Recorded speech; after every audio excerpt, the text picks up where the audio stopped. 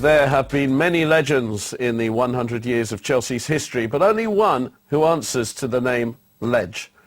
Dan Petrescu was the first overseas player to reach the great milestone of 200 appearances for Chelsea. In all, he made 208 and scored 23 goals. Dan, you were a legend. You are a legend. Welcome. Thank you. Yeah, I mean, everybody knows that I was the first one to come to the training and the last one to go home. And I had to do that for my career, and I had to play as long as possible. Unfortunately, when I was 35, I had to retire. But if that problem with my back was not there, I think I could have played even now, because even in training with my boys now, I still can do it. And that was a pity that I had to retire at 35, you know. What made you survive in the Premiership with such a non-Premiership style of football? It's a good question, because even in Romania, people ask me how it's possible that you are the only one that really done it in England, because the players like Popescu, Ducioiu, Dumitrescu, they come here and they Not didn't... to mention Adrian Mutu. Mutu didn't play too long, like Moldovan, Ghanea, and they play maximum 1 year or 2 years in the Premiership. But for me, I think the big help was the fact that I had a very good manager, Glenn Hoddle, who is not an English manager, he's an European manager. And after Glenn Hoddle, I had always European managers like Ruud Gullit and Gianluca Vialli, who likes to play football. Because at Sheffield Wednesday, I was struggling with the managers. They didn't like to play too much football, you know, put the ball in the box and not try to play too much football. But at Chelsea, we try to change that.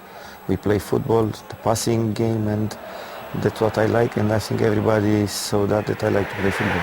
And it was great for you at the beginning, because in your home debut, your second game for us against Bolton, you actually helped set up 2 goals. Against Bolton, I create 2 goals, we won 3-2. And after that, every time I scored the goal, I think was the winning goal. That's why I think the fans, they like that, and they like the fact that I was not injured at all, and I play all the time, every game, I think. And I think that is important for the fans when see the player who can run 90 minutes, and he was always there to play. What do you remember of that first goal against Newcastle? That was a fantastic start for me at Chelsea, because I had to mark Ginola, who was a very, very good player. And also I had to go also in front to create goals. But for me, it was a lucky goal, because just 20 seconds before I scored the goal, the goalkeeper get injured, another goalkeeper come on, and I think Hislop was the goalkeeper, and his first touch was to take the ball from the net, and I was very happy for that goal. Very happy. Chelsea 4, Liverpool 2, a game that changed our history. What do you remember? 2-0 down at half-time. I remember at half-time that Ruud came to the dressing room. He said that we are going to win the game. And he was so positive and he's so sure. To be fair, me on the pitch, on the dressing room, I thought, no chance we can win. Because first half only Liverpool played. But Ruud was so sure that we can go and win the game. And that was a game that I always watch at home in Romania. It was one of the biggest games that I played and we played here in Chelsea. I think to score 4 goals in 45 minutes against Liverpool was a fantastic achievement. And the way we scored the goals, I think, was great goals. Great goals. There was a wonderful moment that many people remember after one of their players in the first half had made a 2-0 sign at one of our players. You, after a little disagreement with Robbie Fowler, did a 4-2 into his chest. Yeah, I know, but I should have not done that, but I was too happy to stay calm, and I didn't expect to win that game. And what were the celebrations? They went on forever, the celebrations at Wembley. Yeah, we didn't want to go to the dressing room.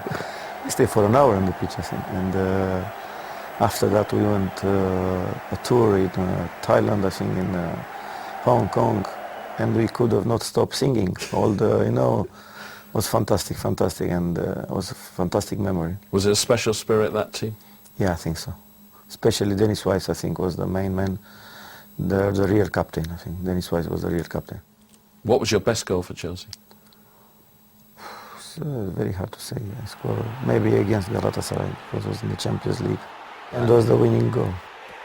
Luca Vialli took over from Rudy, and it was the second leg against Arsenal of the League Cup semi-final, and you played in the midfield three. Yeah, I think it was one of the best games I played for Chelsea, that one. Playing against Vieira in midfield, and I was not in the position that I had to go too much in front. I had to stay. I didn't like that position too much because I always go forward. But I think I had a good game in midfield, and maybe that was the best goal I scored. Maybe better than one against Galatasaray. Di Matteo scored a fantastic goal, but my goal was also good because going past David Platt and Tony Adams was not easy at that time. Yeah, and Chelsea agreed to sell you to Ajax, and you wouldn't go.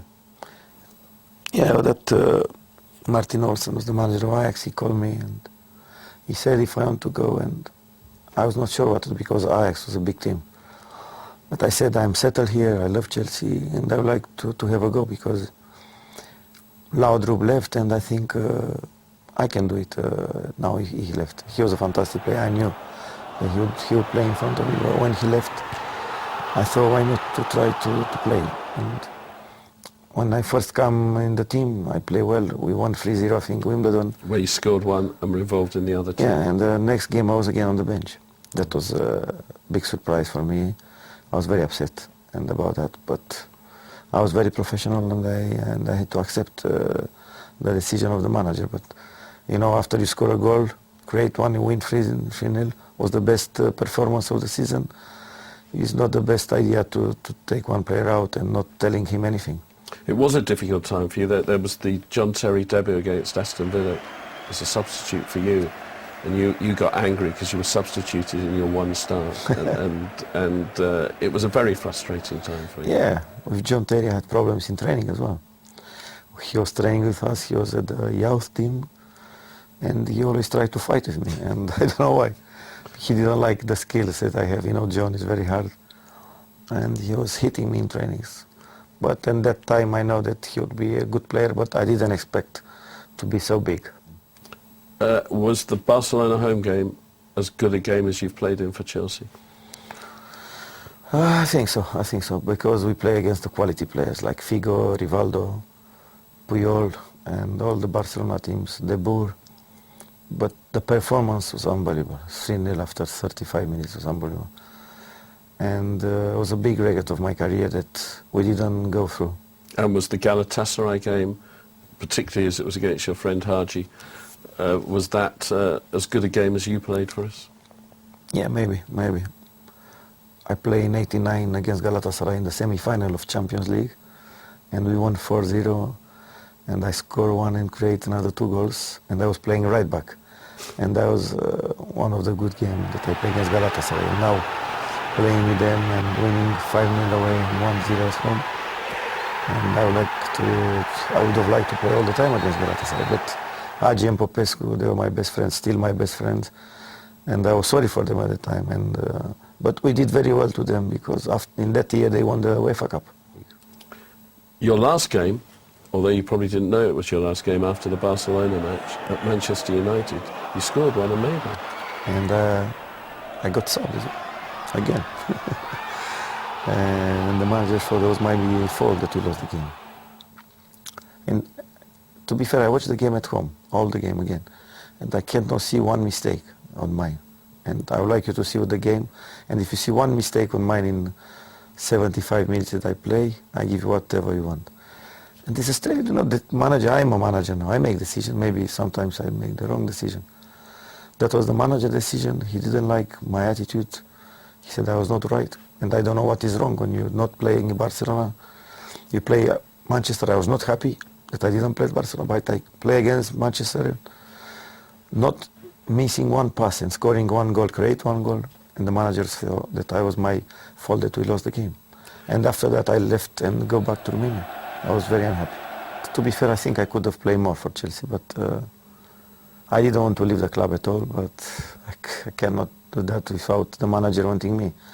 First, 1 year before I left, was the same situation. Vialli wanted to get rid of me, and Laudrup was coming to the club. But after 7 or 8 games, I started to play every game, and I was happy, and I think I had a very good season. But in the end of the season, he came again to me and said, "You have to go." And I didn't know what to do. But to be fair, I didn't want to leave Chelsea. And Tottenham came for me, but I said I'm not playing London to another team, to another club. You called your daughter Chelsea, her middle name, Yes. your second daughter. Yeah.